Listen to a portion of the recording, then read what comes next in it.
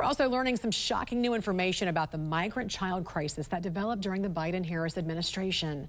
Senate investigators released the results of an 18-month report that found administration officials knew about the dramatic increase in illegal child labor in the U.S., but took no meaningful steps to prevent it, instead putting speed over safety when releasing migrant children to unvetted sponsors.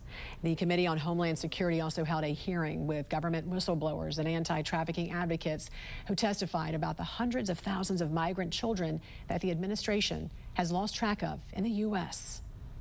Migrant children are working overnight shifts in slaughterhouses and factories, and some may die today. They're doing it because they need to repay debts to their smugglers and traffickers. Children, boys and girls, are being sold for sex.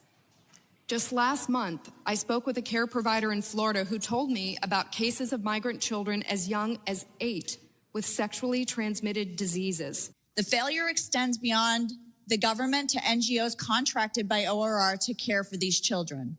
During my research, I interviewed auditors tasked with inspecting an NGO-run facility in Pecos, Texas, and it exposed a lack of oversight with critical information filtered to mask abuse, neglect, and trafficking. Taxpayer dollars fund no-bid contracts for these NGOs whose CEOs have tripled their salaries, hire staff teaching migrant girls to dance provocatively. Trafficking extends beyond sexual exploitation and forced labor to organ harvesting.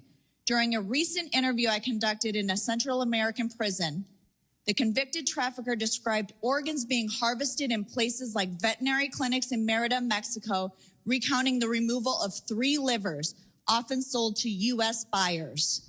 Another trafficker revealed that migrant children are the frequent targets.